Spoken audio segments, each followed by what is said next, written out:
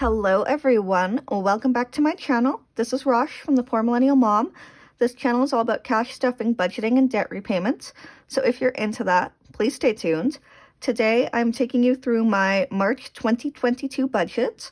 These are real numbers. This is my real budget. And yeah, it's my budget. So let's get started.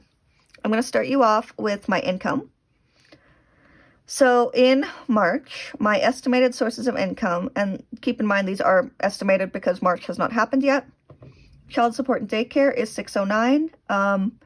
So this is from my ex-husband. CCB and other benefits. This is a government benefit in Canada for people who have children and make under a certain income level. I know in the States your child tax ended, but in Canada we continue to get it, and we have gotten it for, I have no idea how long, but it's not been a COVID thing. It's been an always thing.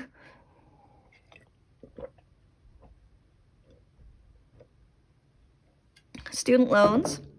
So I pay myself out of my student loan disbursement that I get at the beginning of the semester. I give myself a certain amount per month, and that is $2,000 or $500 a week. Work, $250. I have gone back to work. I will probably make more than $250, but I'm budgeting based on the lowest amount I think I will make, assuming that I only work perhaps one shift a week. We'll see. And then the last one is tax refund. So I've never actually gotten a tax refund under $1,000, but I want to budget lower just in case. This is a huge budgeting tip, guys. Always budget on the lowest amount you think you'll get. Don't budget for high amounts, especially when your income is variable, because if you do and then you're short, then you are completely SOL, right? So that is why we have $750 here. It will probably be almost $1,000 more.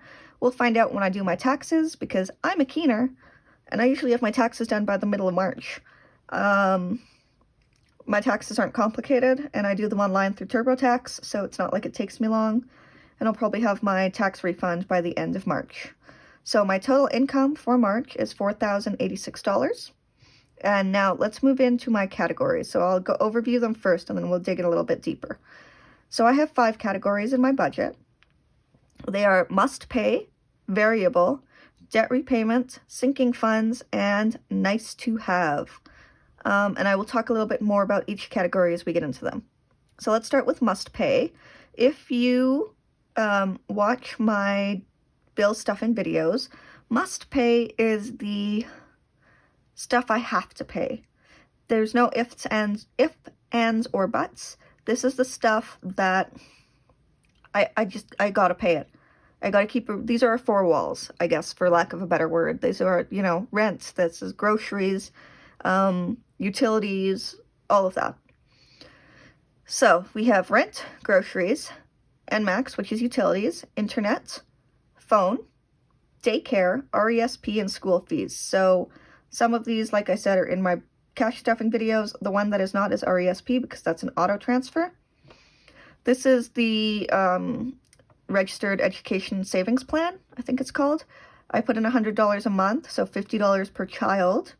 And the reason this is in here as must pay is because I get a government top-up.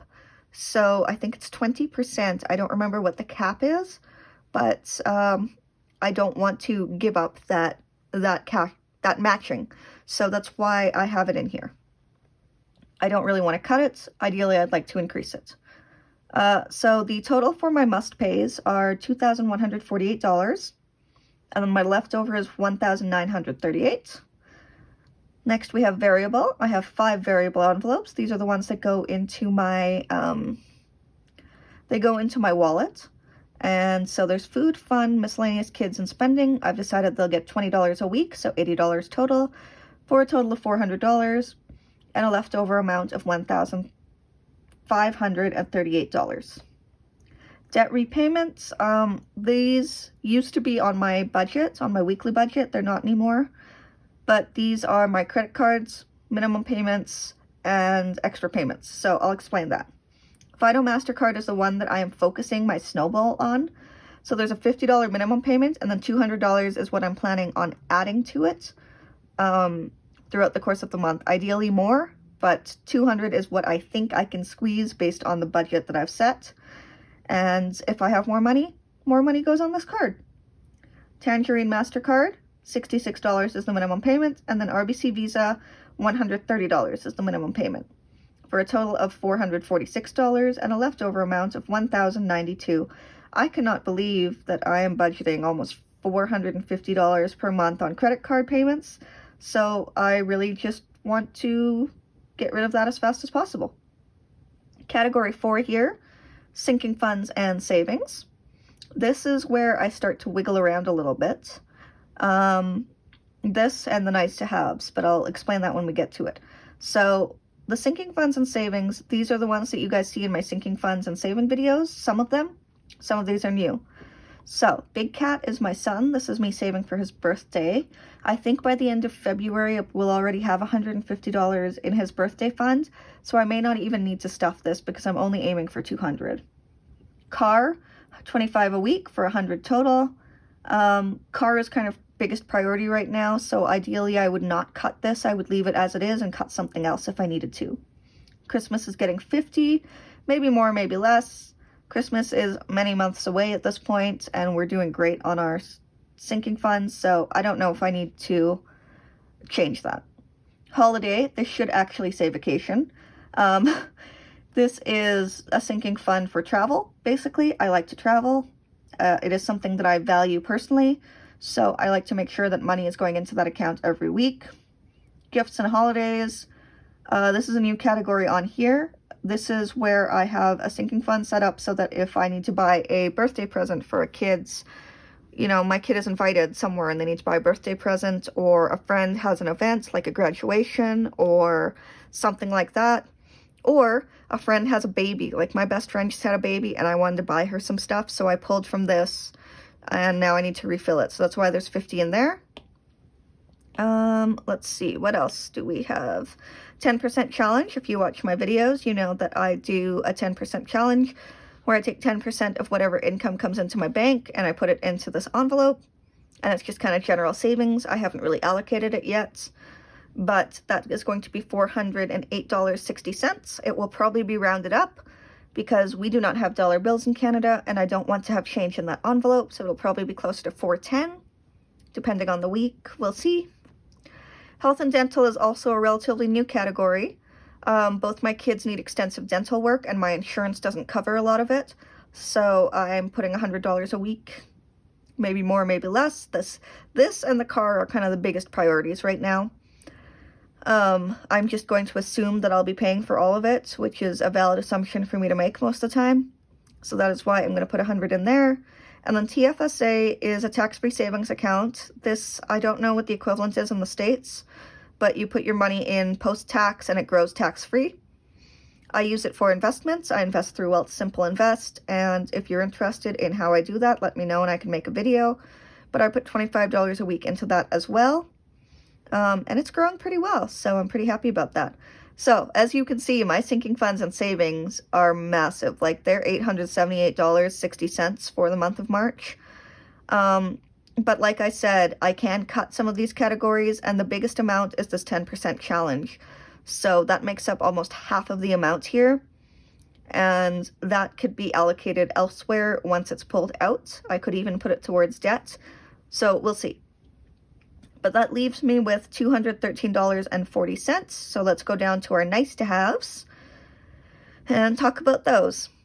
So the reason I have my budget set up the way it is that regular budgeting sheets, like the ones through the Budget Mom or Dave Ramsey or whatever, they don't work for me because my brain doesn't work like that. Like I used to be a bookkeeper before I went back to school.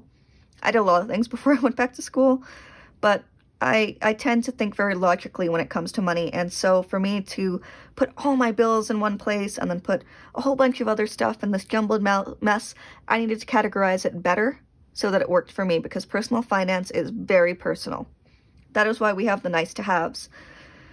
These are the things that I want, but I don't necessarily need. These are the ones, these can be the first ones to cut if money is super tight, if we just decide we can't swing it anymore, whatever.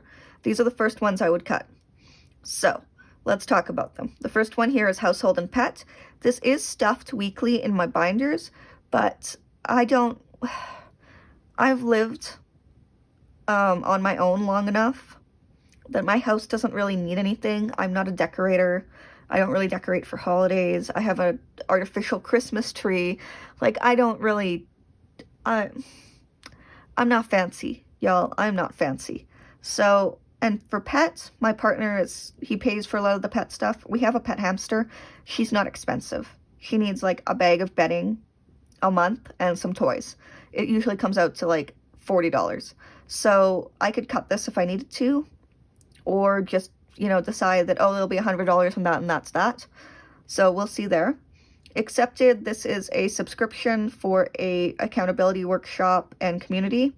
It's $60 because it is in American dollars, and so there is a conversion fee whenever I pay it.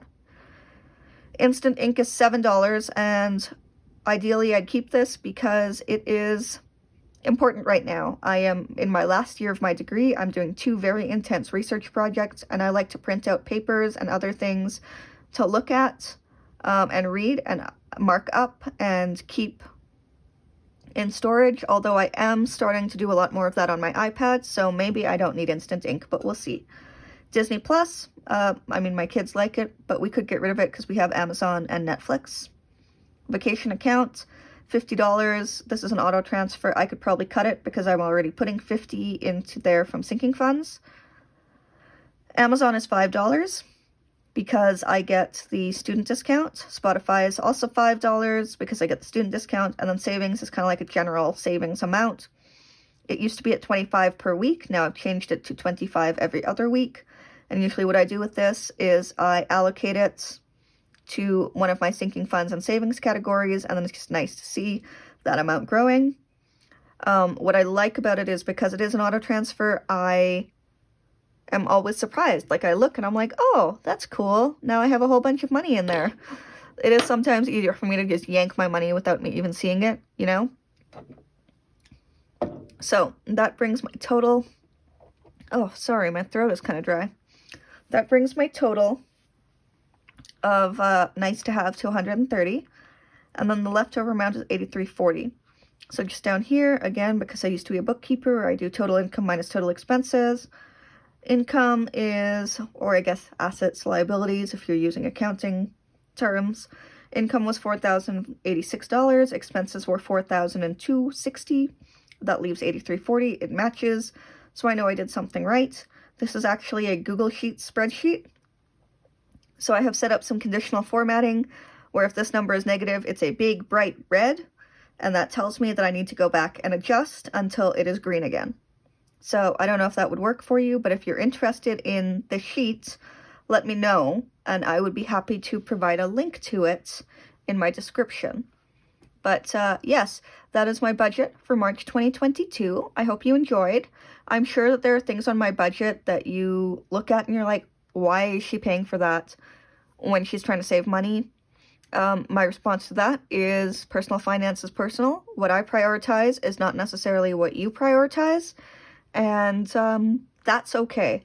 We're all on this journey, and I am sure so many of these are going to change. They're going to shift. They're going to be eliminated over time as I get better at this budgeting journey, because budgeting is a journey.